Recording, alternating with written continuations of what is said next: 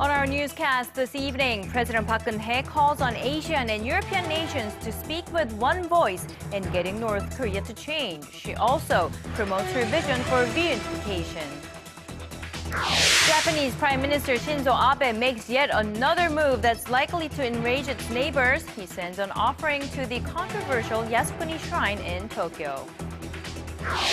And the UK sends medics to Ebola-hit Sierra Leone, while the US does its best to treat patients on their own soil. These stories and more coming right up on Early Edition at 6.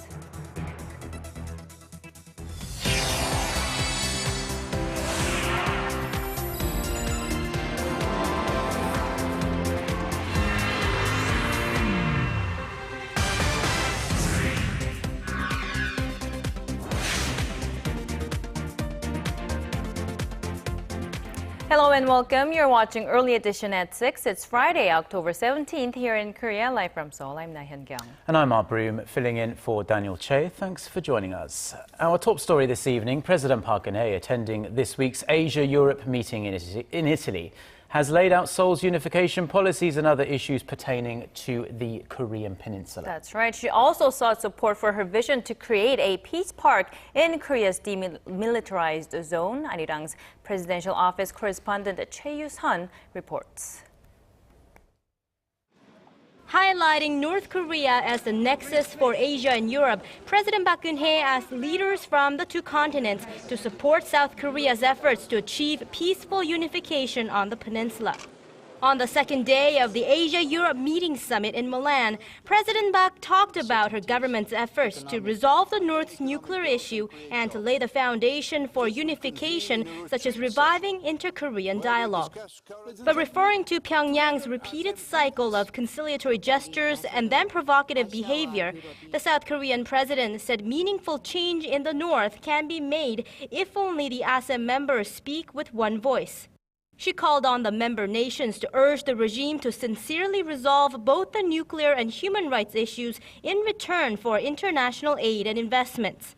President Park then promoted her vision to establish an ecological peace park in the peninsula's demilitarized zone to place the two Koreas on a path to reconciliation and peace. And that, the president said, would also resolve security threats across Northeast Asia and send a message of peace to the world. President Park will now head to Rome for the start of her official visit to Italy. There, she will seek support for her vision of a creative economy in converging IT with culture and other sectors. The Korean president will also visit Pope Francis at the Vatican. Choi You-sun, Arirang News, Milan.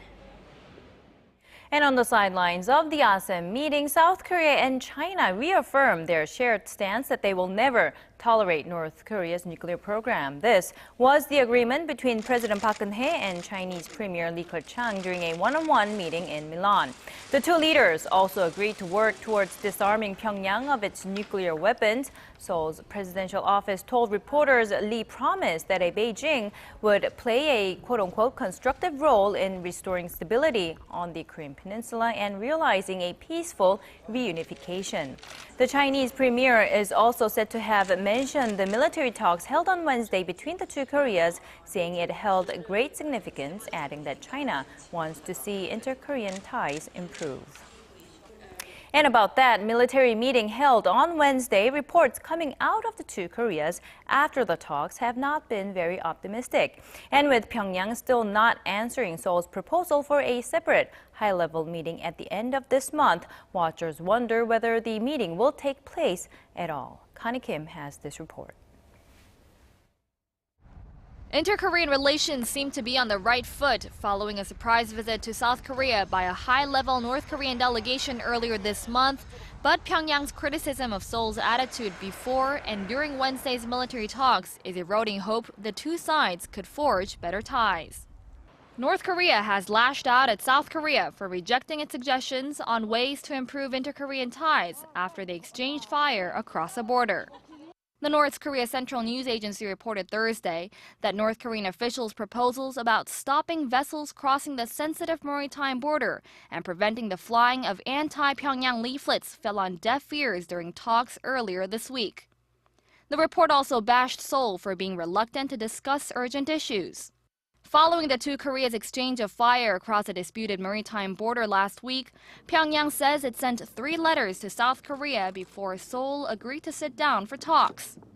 Also lashing out at the South for sending a lower-level delegation than it sent for Wednesday's talks, Pyongyang accused Seoul of only wanting to discuss the main agendas at planned high-level political talks. Regarding Pyongyang's criticism that Seoul called for closed-door discussions, South Korea's defense ministry stressed the North previously accepted Seoul's offer that the military talks be held discreetly. Seoul said Wednesday's meeting went nowhere, but it has expressed hope about making a breakthrough at the political talks. Earlier this week, Seoul suggested holding that round of talks on October 30th, but the North has yet to respond to the proposal. Connie Kim, Arirang News. In the meantime, North Korean leader Kim Jong-un is back in the public eye again. North Korea's state-run Korean Central News Agency reports today that Kim inspected a newly built apartment complex at the Kim-taek University of Technology in central Pyongyang.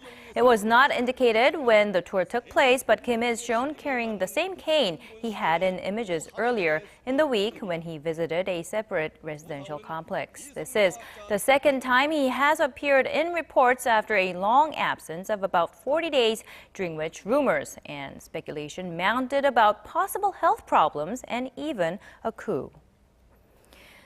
Meanwhile, 6 North Korean defectors have been arrested by police in northern Laos. This, according to a Laos-based organization supporting North Korean defectors. It said the group was caught at a checkpoint in Luang-Nam-Ta province while trying to get to the capital, Vientiane. 5 of them are known to be women in their 20s to 40s. The other is a middle-aged man. The activist organization says it believes they all escaped North Korea individually. A South Korean who had been helping the defectors is calling on the South Korean embassy there to secure their release. Embassy officials say they cannot provide details out of concerns for the defectors' safety. Now, last May, a group of 9 North Korean youths caught in Laos were deported and later repatriated to North Korea. Now, in another move that's sure to enrage Japan's neighbours, Prime Minister Shinzo Abe has sent a traditional offering to a very controversial war shrine.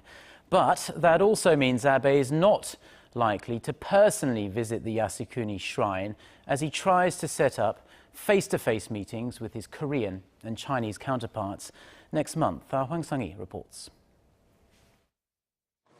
Japanese Prime Minister Shinzo Abe sent a ritual offering to the Yasukuni Shrine in Tokyo on Friday, while dozens of lawmakers paid their respects, marking the start of an annual autumn festival that runs through Monday. The Yasukuni Shrine honors 14 Class A war criminals along with millions of war dead. Visits there by Japanese leaders in the past have angered Korea and China, former victims of Tokyo's past militarism. I am aware of the fact that the Prime Minister has donated a ritual offering, but this is an act of an individual and not something I think the government should comment on. Abe, who outraged Seoul and Beijing with a visit to Yasukuni last December, has refrained from making another pilgrimage in consideration of mending ties with neighboring countries. Despite having traveled to over 50 countries since taking office, Abe has not held summit talks with the leaders of Korea or China. He has been trying to set up talks with his Korean and Chinese counterparts at the APEC summit in Beijing next month. Expressing regret over Friday's offering, Seoul's foreign ministry reiterated that Japan must acknowledge its wartime atrocities. But even if Abe stays away from the controversial site, eyes will be trained on his cabinet. Japanese Internal Affairs Minister Sanae Takaichi suggested this week that she will visit the shrine at some point during the 4-day festival. Hwang Sang-hee, Arirang News. Now back here in Korea, ruling party leader Kim Moo-sung's comments about possible constitutional reforms have sparked a big backlash in political circles here. Even President Park Geun-hye, who has spoken about changing Korea's presidential system to allow for a second term in office, says politicians need to think about revitalizing the sluggish economy first. Our Kim Min-ji reports. Constitutional reform has become a political hot potato despite President Park Geun-hye's appeal to politicians to refrain from arguing over the issue, at least until the economy is back on a normal growth track. 장기간 표류하던 국회가 정상화돼서 이제 민생 법안과 경제 살리기에 주력해야 하는데 개헌 논의 등 다른 곳으로 국가 역량을 분산시킬 경우 또 다른 경제의 블랙홀을 유발시킬 수 있습니다. The chief of the president's own ruling Saenuri party, however, has touched off a heated debate over the constitutional revision. Wrapping up his 4-day visit to China on Thursday, Kim Moo-sung told reporters that now is a time for a discussion on the matter and that he expected an outpouring of debate once the regular session of the National Assembly ends in December. But on Friday, Kim apologized for what he called a mistake. I shouldn't have commented on such a sensitive issue. I apologize for my mistake. I also send my apologies to the president. Kim also clarified that he hopes there will be no debate on the issue within his party before the end of the parliamentary session. If and when they happen, the main opposition New Politics Alliance for Democracy will be ready. The party said that Kim's apology shows the need for the current power structure to be fixed. They say the current system is obsolete and that a majority of lawmakers from the ruling and opposition parties are supportive of a revision. Key opposition lawmakers have also called for the establishment of a special committee at the National Assembly to start the process. Kim Min-ji, Arirang News. Korea's benchmark Kospi dipped below the 1900 mark during trading this Friday, marking the first time since February that the index sank below the psychologically important barrier.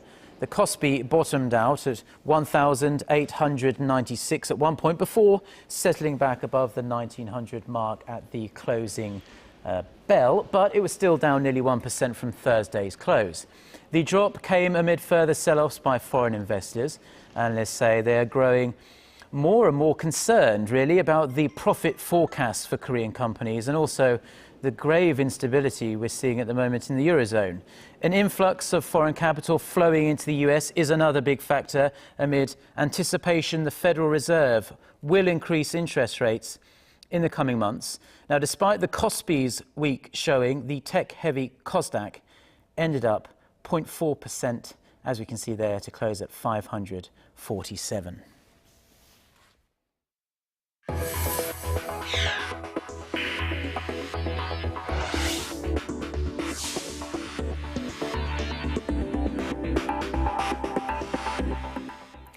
Leading the way in containing the spread of the deadly Ebola virus are the U.S. and the U.K. Britain has dispatched the medical troops to one of the hardest hit West African nations, Sierra Leone, while Washington scrambles to deal with the patients on their own soil. Our Shin Se-min has this next report. Global efforts to stop the spread of Ebola have been ratcheted up. Nearly 100 British Army medics landed in Sierra Leone on Thursday to treat healthcare workers who have contracted the virus. They have joined 40 British soldiers already stationed there, and some 750 additional troops will be deployed in the coming months. More help from the U.S. is also on the way. U.S. President Barack Obama issued an executive order on Thursday that will allow for National Guard and reserve forces to be deployed to West Africa. While their potential role has not yet been identified, the first troops to arrive are expected to help build 17 Ebola treatment centers with 100 beds apiece. Inside the United States, the White House has rejected calls from Republican lawmakers to impose a travel ban to the U.S. from Ebola-stricken countries. The Obama administration said such a move could prove counterproductive, making it harder to screen potential cases. As for the 2 confirmed cases in the United States, Nina Pham, the first person to contract Ebola on U.S. soil, has been transferred from Dallas to a federal hospital outside Washington, D.C. for treatment. Trying to quell public concerns, health authorities insist there is virtually no risk to Americans beyond the medical workers who are involved in treating Ebola victims and people who have been to West Africa recently. Shin Se-min, Arirang News. Rescue teams in the Himalayas are scouring popular hiking routes to find survivors after a massive blizzard hit the mountain range earlier this week. Now, with the death toll climbing, this disaster, which is the second this year, is on its way to becoming the worst mountaineering accident in recent memory. Our Son Jung-in has this next report. The rescue operation in Nepal continues for scores of trekkers remain unaccounted for after deadly blizzards and avalanches hit the popular Annapurna circuit earlier in the week. Mountain rescue crews and helicopters are scouring hiking trails in the Himalayas, searching for survivors of the severe snowstorm. At least 29 have been confirmed killed, including hikers from Israel, Canada, India, and Poland. We were on a trip around Annapurna, heavy snowing and very horrible storm. The Trekking Agencies Association of Nepal said more than 70 people are missing. Rescue workers say some may have already left the area but simply lost contact due to poor communication links. Some 50 South Korean climbers who lost contact with authorities earlier are reported to be safe inside their cabins. As you know, there is no reception in many places in Nepal at the moment, so we don't know where is the other people, but we're sure that everything is okay. However, with so many bodies presumed to be buried under the snow, authorities warned the death toll could very well rise. The unusual snowstorms in the region appear to have been triggered by the remnants of Cyclone Hot, which wreaked havoc in India last week. Son Jung-in, Arirang News. Over in Hong Kong, traffic has returned to the streets of Mong Kok after police cleared out the area early this morning. Riot police tore down barricades and used cranes to clear out tents and other items scattered along the roads. Now, they were reopened to traffic by 7 o'clock in the morning, and this comes a day after Hong Kong's chief executive, C.Y. Leung, had said he's ready to restart talks with student leaders as early as next week. He said he's in no position to offer concessions to meet protesters' demands for fully free elections in the region. What the Hong Kong government could offer, he said, were discussions within the framework of the decision of the National People's Congress Standing Committee. Now to some exciting news for tech fans, because following the release of its latest iPhone 6 models last month, Apple has unveiled two smaller versions of its famous tablet PC. They are the iPad Air 2 and the iPad Mini 3. Both feature the Touch ID fingerprint sensor, just like the newer iPhones, in time for Apple Pay, which is set to launch in the US from Monday. CEO Tim Cook says the iPad Air 2, which is just slightly over 6 millimeters thick, is the thinnest device of its kind on the market. Apple also released a new operating system and a new iMac, whose Retina display boasts a 5K resolution, which means it is about 5 times the detail of a full HD TV. Pre-orders in the US for those iPads begin on Friday. Now, if you're looking to fight off the effects of aging, you might want to start cutting fizzy drinks out of your diet, as a report published in the American Journal of Public Health shows that researchers at the University of California, San Francisco found that drinking one regular 350 milliliter can of soda a day is associated with over 4.5 years of biological aging. Just to give you an idea of what that's like, that's comparable to the aging effects of smoking cigarettes. And if that's not enough to persuade you to cut down on soda, the sugary beverages, as we all know really, have been linked to obesity, type 2 diabetes and heart disease.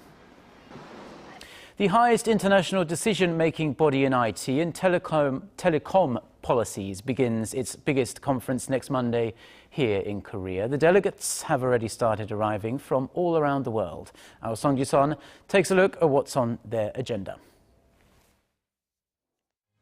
Over the weekend, some 3,000 government delegates, including 150 ministers and vice ministers of ICT, will gather at Korea's southern port city of Busan for this year's IT Plenipotentiary Conference. Its main purpose is setting up global standards in telecommunications and related technologies, but its role in recent years has expanded with a goal of narrowing the information gap between nations through the sharing of ICT policy experience to set a common vision for the future. A day before the official kickoff of the three-week conference, the annual ICT ministerial meeting will be held at Busan's APEC House under the theme, The Future Role of ICT and Sustainable Development with Inclusive ICTs. On Sunday, the Busan Declaration will be announced, embracing goals ranging from growth, inclusiveness, and sustainability to innovation and partnership. Seoul also seeks to use this opportunity to promote its creative economy models and showcase its latest technologies in the field. Korea's major telecom and handset makers will reveal their advanced 5G technologies, while small and mid-sized companies will be exhibiting their ideas and products at multiple expos held throughout the three-week conference. 송지선, Arirang News. Well, why don't we switch gears to the cultural front now from that? Because if you're looking for something to do this weekend here in Seoul, there's one performance that might be worth going to. And that's the Korean National Ballet, offered by the Korean National Ballet, which takes a new spin on a classical piece of music. Our Park Ji-won gives us a sneak peek. Unlike other classical pieces, this modern ballet doesn't have characters or a plot. The 40-minute performance attempts to visualize every note of Beethoven's Symphony No. 7, a masterpiece of classical music that's best known for its lively, dance-like rhythms and festive motifs. In a perfect conversation between music and dance, the movements of the dancers capture the joy, rapture, and sensibility of Beethoven's symphony. The ballet was choreographed by late German dancer Uwe Schwartz and premiered in 1991 by the Stuttgart Ballet, the very place that artistic director of Korea's National Ballet, Kang Soo-jin, has danced for nearly 3 decades. This kind of the pieces, one is neoclassic, still with the point shoes, very difficult technique. And then one is contemporary. Until now, I think they haven't done yet this kind of pieces as a ballet dancer. One is beautiful, it's mathematics, Uwe Schwartz piece. And the musicality is so unique. And the Rise of Spring, it's so powerful. Kang hopes the Korean premiere of the ballet will benefit both dancers and audiences to help them appreciate new interpretations of the genre. The performance will run through this Sunday at Seoul Arts Center. Park Ji-won, Arirang News.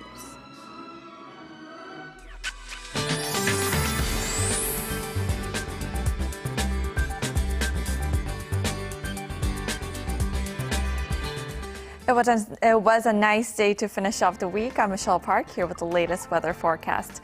The day continues on with this clear sunny sky. However, it started to get windy in the east coast of Gangwon-do province. And as we enter the evening, more clouds are expected to cover the peninsula. Our weekend looks warm as well, with daytime highs higher than yesterday. However, Saturday morning could be foggy, which will clear by noon. And on Sunday, it will be a bit cloudy, but turning gray into the evening hours. So hope you take an advantage of this weekend, because rain is in the forecast on Monday and Tuesday all over the nation, and until Wednesday for the southern regions, which will also bring down the highs into the teens. Now going over to our readings for tomorrow. So we'll start off the Saturday morning at 10 before reaching up to 23 in the afternoon. Meanwhile, the southern cities such as Daegu and Busan will also expecting warm highs at 23 degrees. Now moving over to other regions, Jeju Island peaks at 22, while Dokdo drops to 20, while Mount Keungang will be a degree higher at 21. Well, that's all for Korea. Now here's a look at the weather conditions around the world.